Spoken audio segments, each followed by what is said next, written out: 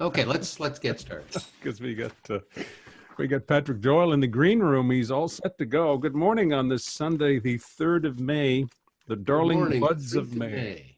Yeah. And you've just gone through a gallon of stain. That's what we spent Saturday doing. Staining what? It's just flying all over the place. You missed a spot. I'll show you a spot. What were you staining? A pergola. A pergola. Yep.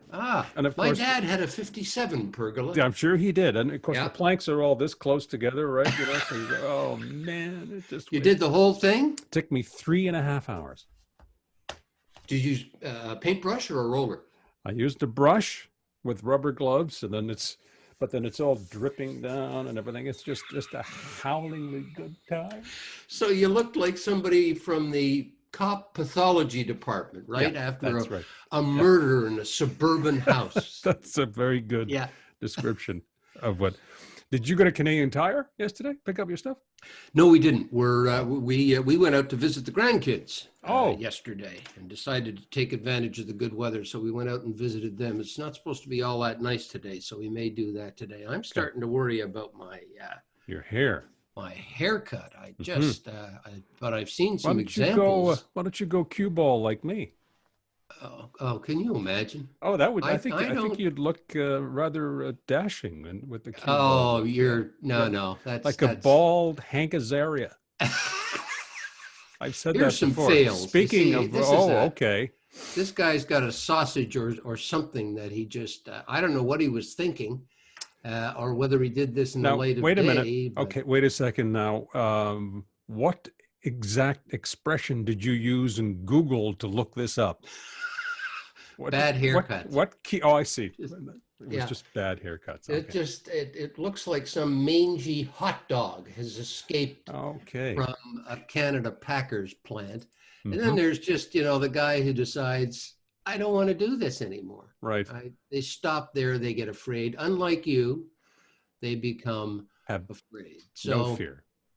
I don't know, because I don't get that wonderful thick ducktail that I used to get when I was a youngster. Now it's just this sort of this. Okay. Well, why don't you do what one of my neighbors does? He's got nothing up here, but he's got a little ponytail sticking out the back there with a little rubber band on it. Yeah, your suggestions really, really are mean. It says J'aime Elvis at the end of the. Does he leave the car door open when he drives? Just so no, they have an electric scooter. Yeah. And I think they're probably in their late 60s. So and they watch the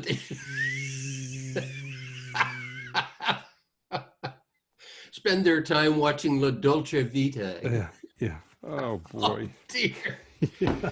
Okay. Well, my wife said she's willing to give it. Betsy says she's willing to give it a try, but I think she's sort of in league with you. I think Patrick Doyle is. I don't know if Doyle has gone cue ball, but let's get him in here because I'm looking forward. Certainly's got a face full of hair there. Looking forward to chatting with Patrick Doyle. I can't remember. There he is. The last time. Yes, he is cue balled.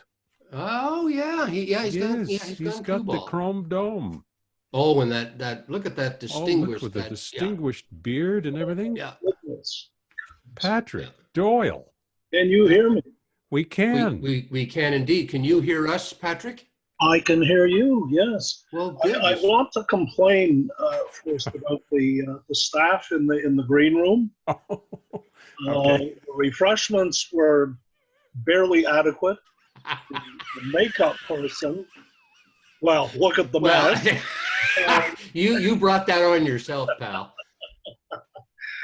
And your lighting technician, I had to rearrange the drapes myself. It was what can I say?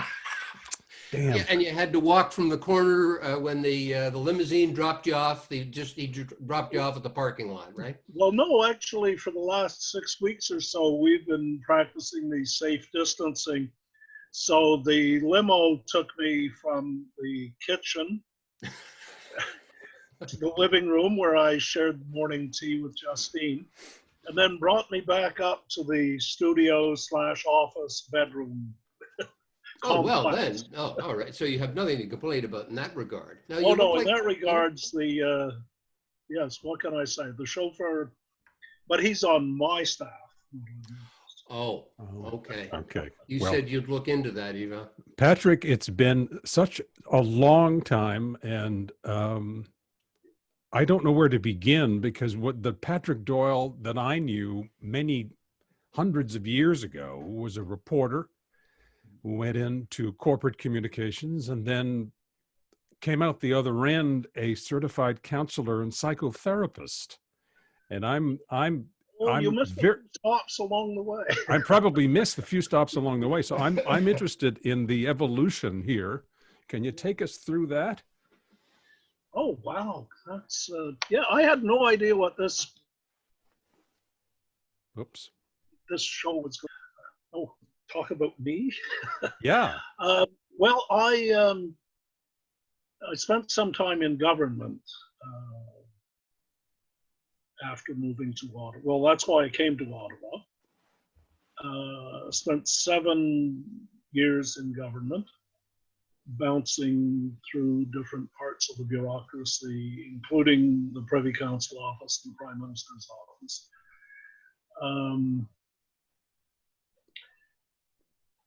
During that time, I had also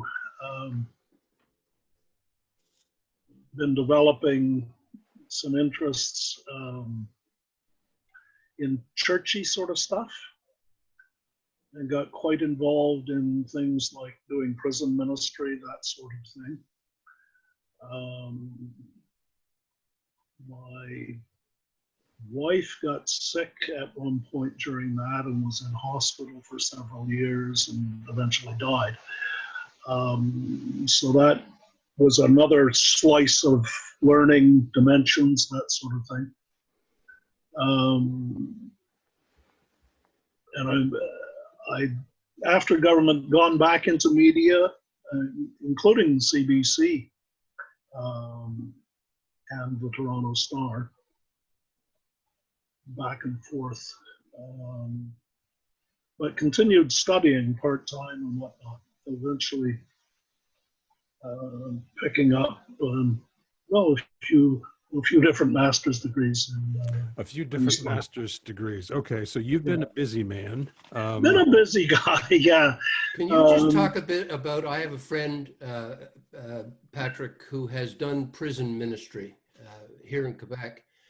And I'm wondering and I don't ask this facetiously, I was wondering what would move you to involve yourself in something like prison ministry, something that would frighten most people.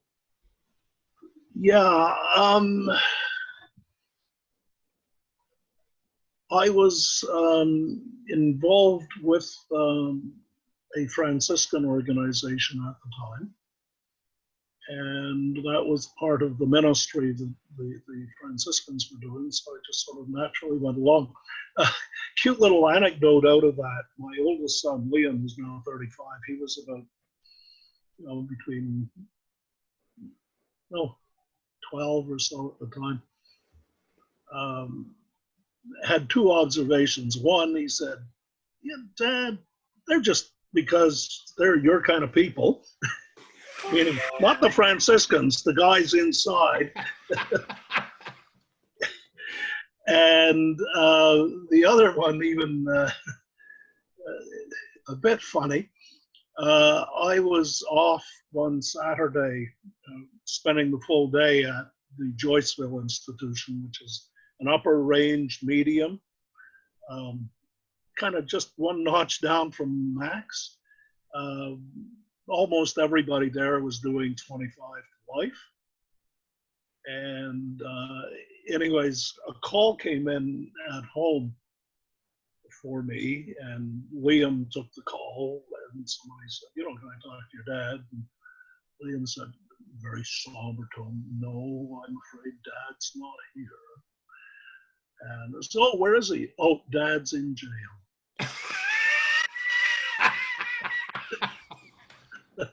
And I'll bet it wasn't the first time he said it. No, he quite liked doing that sort of stuff. He's a bit of a chip off the old block. A scalawag. Yeah, so anyways, yeah, I did that. And then after Linda died, well, you remember Linda, Dave. Yes, indeed. Yeah, after Linda died, and then Liam moved out on his own, I went to seminary.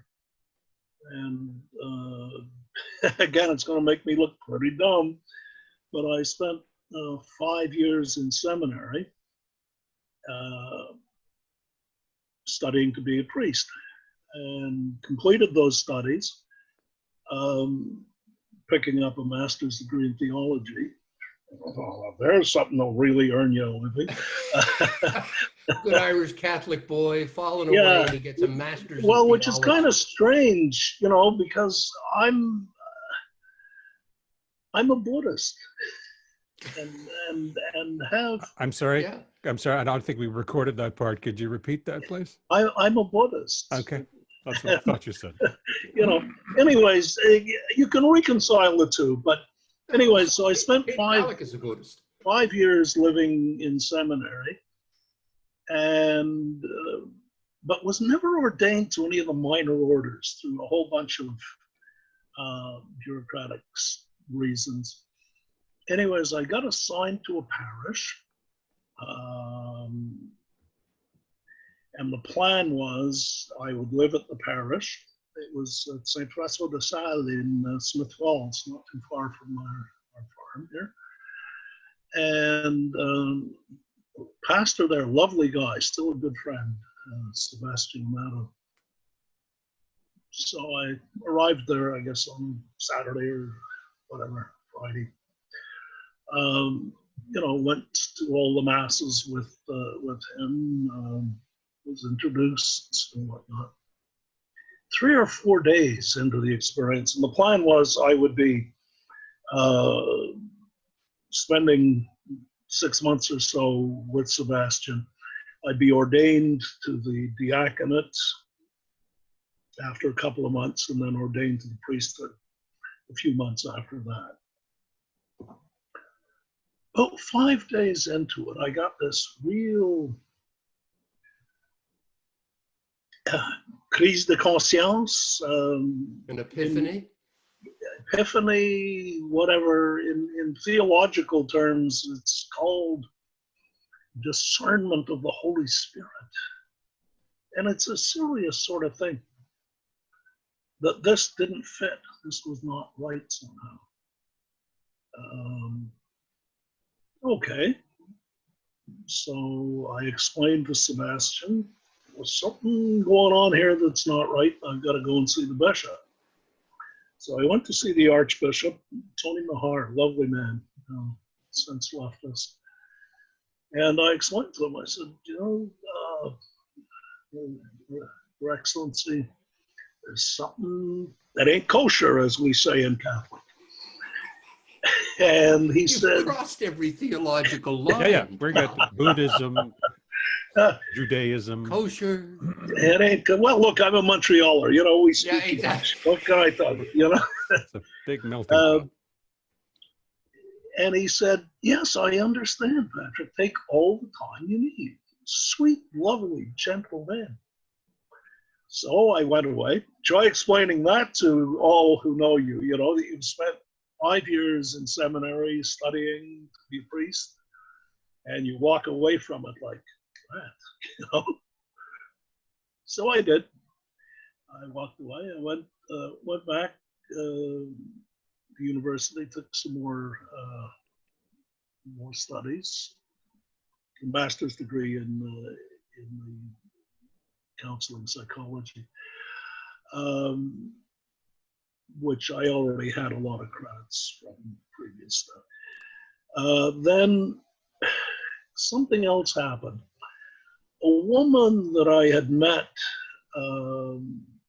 ironically, in my first year while I was in seminary, a young woman who was on a very different trajectory as mine, Justine, who had when I first met her, she was in the process of leaving a religious order.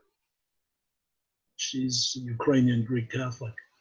Anyway, she had graduated from teachers school, teachers college, moved off to China for a few years, but we kept in touch by email. She arrived back in Canada, and I picked her up at the airport. For some reason, she needed some help. So we started getting together for coffee. Discovered that we seemed to have lost. Oh, there we are. Sorry, my computer was doing funny things. Discovered that we were actually better friends than we thought. And a few months later, she moved into the farm. We were engaged at Christmas and married the following June. And now you restless soul. A restless. Well, isn't that the Patrick Doyle we once knew?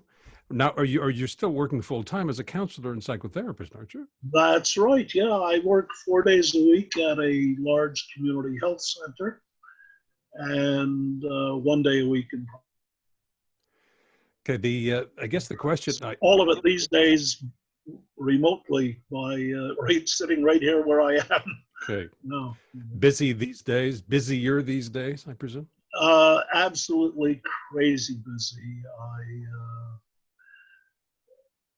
I specialize mainly in post-traumatic stress disorder clients, trauma backgrounds, and I would normally see maximum, because it's quite heavy lifting, very heavy emotional content, 3 to 4 people a day. I'm currently 5, some days 6. A day. A day, yeah. That's very stressful. You must be a mess by the end of the day. And the question I'm going to double back to now is it your faith that gives you the energy and the strength to do this every day? What is it? Oh, heck no. Okay. Irish whiskey? That's what. No, I can't drink whiskey. It makes me. I'm sorry, we missed that. It makes you crazy. What, Patrick? It makes you crazy? Okay. Yeah, it makes me crazy. What do you mean makes you crazy? Crazier, sorry. But I've got one anecdote I'd like you to. He's done more in a week than you and I have done. Yeah, that's what I was telling you the story the other day. I asked him, so what have you been up to? And I get a paragraph about this long, and I felt like answering, well, I went out for groceries today. Yeah, yeah, and that was just 1 day. Jesus, but you also performed, I believe, an unprecedented, and it hasn't been matched, television technological feat in the early days of the Journal, when they were interviewing 2 people in Montreal and you were working in the Montreal newsroom. I don't know if you remember that. You froze up there. I missed some of that. Okay. I was working in Montreal. You were working in the CBC Montreal newsroom. Right. During our time there together. I believe Yvonne may have joined as well. And you were in the newsroom one night when the Journal was doing an interview with 2 people.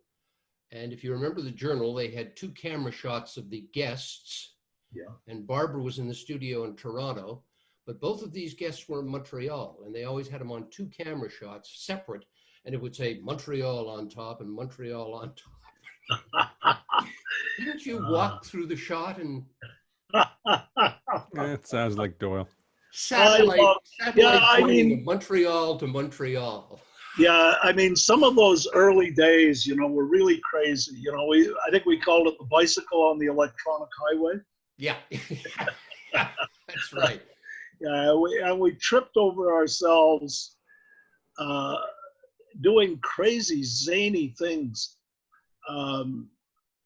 like this, and now we're doing it with, our home computers, and we're sitting there. We're our own lighting technician and sound guy and makeup person. I had an experience funny like that. I worked for CBC later in Ottawa on National, on the back end of the show, you know, the featurey stuff. And we had another one of those little anecdotes, actually with a religious dimension again. And you'll remember that we tried to make the back end of the show, much of which was on videotape. We tried to make it look like it was live, you know, and we do the live intros and seamlessly integrate to stuff that had been recorded earlier, but we never said it was recorded earlier. So I produced a piece, a fairly lengthy interview type piece with Rabbi Reuven Bulka, who is an Orthodox rabbi here in Ottawa, a microphone hound, the guy. Never saw a microphone. Anyways, so you may have encountered the type. Anyways, I produced this piece, and it's all set to run on Wednesday night on the National. And for some reason, it gets bumped, and the decision is made it's going to run on Friday night. Uh-oh. Now, wait a minute. I've got an Orthodox rabbi who ain't allowed. He ain't allowed to use a microphone in his shul on Shabbos, you know? Yeah. And all of a sudden, we're going to be putting him on live television on Shabbos after sundown. No, you can't do this, you know? So I fight the good fight up and down with the people. I forget who the producer was, but I do remember she was Jewish. And she's fighting me tooth and nail. It's ironic that I'm fighting the good fight for orthodoxy, and I lose, but it falls to me that I have to explain to the good rabbi that he's going to be committing an event. He's going to be making a big sin. How'd you react? Well, this is what's good. So I call him up. I said, Rabbi Bulka, I am terribly sorry. I've lost the battle here. And you're going to be live on television on Shabbos. I explained the thing, how we don't identify as recorded earlier or anything. We're going to make him look like he's sitting there at 10 o'clock on a Friday night, schmoozing away with Peter or whoever it was.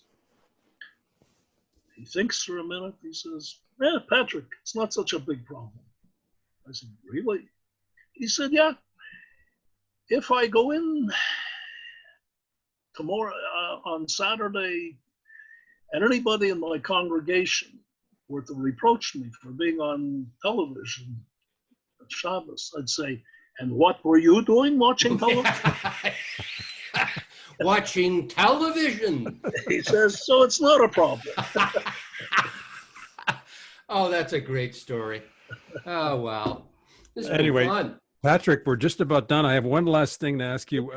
It gets back to what your daily duties are. What do you do to put the brain up on blocks on weekends? Do you garden? Do you ride horses? What do you do? Ride horses. They shoot horses, don't they? Careful. Photography. Photography. I do a lot of photography. That's sadly kind of really narrowed in this pandemic. My wife gardens. Justine's quite an avid gardener, and we have a huge garden. We grow a lot of vegetables and that sort of thing. I'm not really into the gardening. I mean, I help out. You're saying, what do I do to remain relatively sane? Yeah, a bit of the photography, poetry. I write and read poetry. I have a meditation practice and I teach meditation. This is huge, absolutely huge. Actually, I'm working on a COVID first aid kit right now, for teaching people some meditation skills who haven't acquired them already, you know. And I'm putting together through a little series of printed handouts and some audio recordings on teaching people meditation skills. Oh, well, keep us apprised of that, because that is eminently useful, of course, these days. Yeah, I certainly will. It's the reason and I've been wrestling with this for a couple of weeks. I was trying stuff with video and everything. A lot of the older people that I see, you know, on television, ain't got much technical skills. Right. And I've been trying to get it down as narrow and also as simple as possible. Most of them can click on an audio recording. A video recording, again, a bandwidth problem. I'm in a rural area. I got a little antenna up on and we see how well the it's roof. You know, I recorded a 10-minute video the other day. Tried uploading it. You know, like I'm an hour in, I've uploaded 6% of it. Right. It ain't going to work. Audio recordings, a lot less bandwidth. So well, I'm going back to the old stuff. Remember we used to buy cassettes, learn how to meditate, learn this. Sure. Yeah. Just little audio cassettes. Learn how to drive a truck in 30 minutes. You got it. That's right. Learn bagpipes. Oh, that is fun. That will guarantee social distancing. Oh, yes, it will. Patrick, enjoy the rest of your Sunday, my friend. Thank you, brothers. Thank you so much. See you on Facebook as always, and the pictures. I hope we get back to because Patrick has managed to make that part of the Ottawa Valley look like an idyllic part of Canada. They're great. They're great pictures. Thank you, Dave. Look at my Facebook posting this morning. It's 3 vultures, turkey vultures, perched on top of my barn. We've had a half a dozen move into the barn, and they circle over the house all day long. Oh, Charles Adams. That's a whole other podcast, that one. Thank you, sir. Take care, Patrick. Talk to you soon, pal. Bye, Patrick. Wow. Oh, goodness, what a journey. It's that's been in the back of my brain for so long to connect with him and to find out what, because there is so much energy and yet so much calm that he's found. He was a little more of a bad boy when I knew him. He was a scamp when you and I knew him back in the day. But he has channeled that energy into other areas. How fascinating is that? Which is not surprising that he's channeled it, because he's a very, very intelligent guy. But I'll never forget him telling that story on the Journal. And they had these 2 cameras right beside each other, trying to make it look as if they were in different parts of Montreal. You see Patrick walk through one shot behind it. Then there's this absence. And then this jocular body walking through the same. You know, he had joined Montreal with Montreal. Oh, my. Well, our thanks to Patrick. Tomorrow we'll be speaking with somebody you and I have known for a long time as well, Yvon Vadnet. And he is the man, and I'm telling you now, he's the man responsible for hiring me at the CBC. So if you're going to blame somebody. He was exec of blame Newswatch him. by then. Yes. Blame. Well, he was my boss on television too, and was responsible for me moving to radio. So we can chat about that. Oh my, that's right too. Mm-hmm. Let's see, Stuart Dobigan's coming up as well. Vlasta Vrana on Wednesday. George Athens is coming up. It's Joel on Friday, I think. Yes. Yeah. We've got I still haven't been able to track down Susan. She's so busy. Susan Pinker.